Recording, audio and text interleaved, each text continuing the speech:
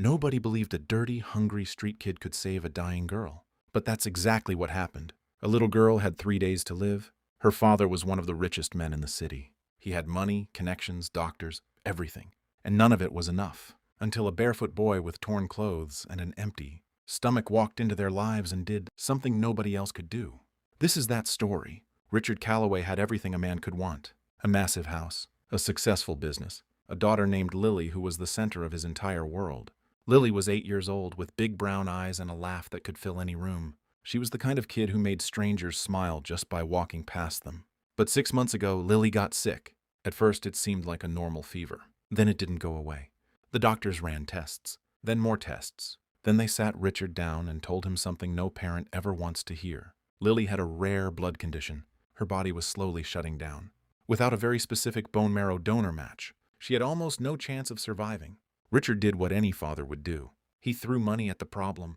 He hired the best specialists in the country. He put Lily's name on every donor registry there was. He offered a reward, $100,000, to anyone who turned out to be a match and agreed to donate.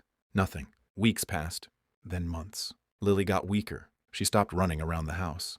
She stopped laughing as much. She spent most of her days in a hospital bed, hooked up to machines, drawing little pictures and asking her dad when she could go home. The doctors finally called Richard in for a serious conversation. They told him Lily had maybe 72 hours before her condition became completely irreversible. 3 days. That was it. After that, even if a donor appeared, it would be too late. Richard walked out of that hospital and sat on a bench outside and just stared at the ground. For the first time in his life, money meant absolutely nothing. That same afternoon, across the city, a 12-year-old boy named Sam was doing what he did every single day, surviving. Sam had been living on the streets for 2 years. His mother passed away when he was 10, and he had no other family, no relatives who stepped up, no one who came looking for him.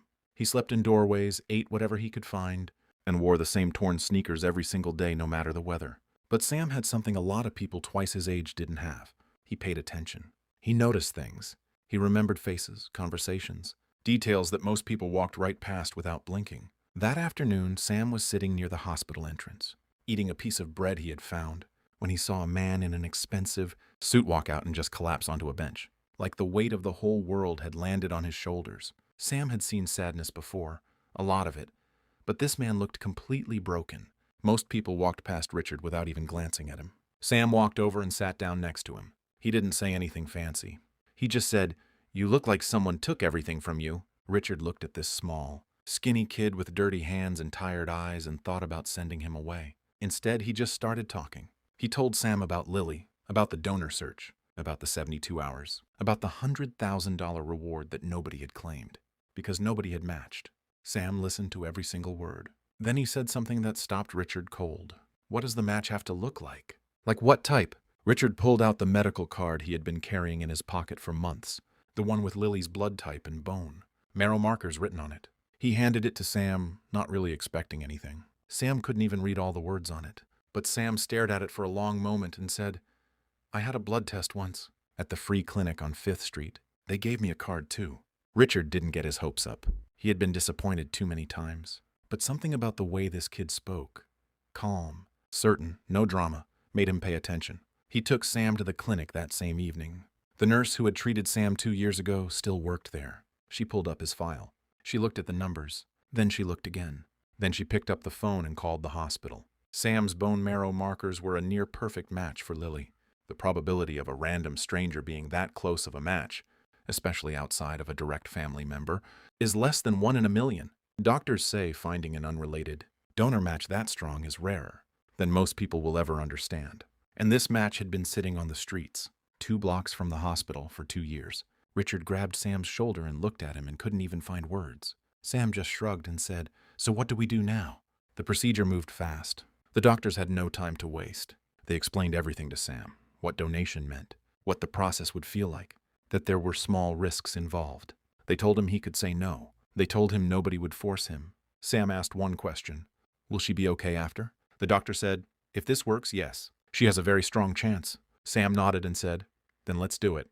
Here was a boy who had nothing, no home, no family, no guarantee of his own next meal. And he sat in that chair and went through a bone marrow donation procedure for a little girl he had never met, without hesitating, The surgery took hours. Richard sat in the waiting room and didn't move. He barely breathed. When the doctor came out and gave him the thumbs up, Richard put his face in his hands and cried like he hadn't cried since. Lily's mother passed away years earlier. Lily responded to the transplant better than anyone expected. Within 48 hours, her numbers started improving. Within a week, she was sitting up in bed and asking for her colored pencils. Within a month, she was well enough to go home.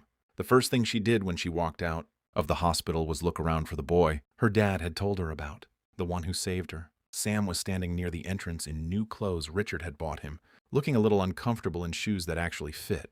Lily walked straight up to him and hugged him. Sam froze for a second, because nobody had hugged him in 2 years, and then he hugged her back. Richard looked at these two kids and made a decision right there on the spot. He offered Sam a home. Not a charity house, not a temporary arrangement, a real home with them. He began the legal process to become Sam's guardian. He enrolled Sam in school. He sat with him at the dinner table every night. He made sure Sam had everything he had never had. And the $100,000 reward? Richard put it in a trust fund in Sam's name, locked until Sam turned 18. Sam went from sleeping in a doorway to having a family, a future, and enough money to start any life he wanted, all because he decided to walk over to a stranger, on a bench instead of walking away. A dying girl, a homeless boy, a 1 in a million match that should have been impossible to find. Sometimes the person who saves you isn't the one with the most money or the most power. Sometimes it's the one who's been through the hardest things and still chooses to show up. Lily is healthy. Sam has a family. And Richard will tell you, the best investment he ever made was a conversation with a kid nobody else even looked at.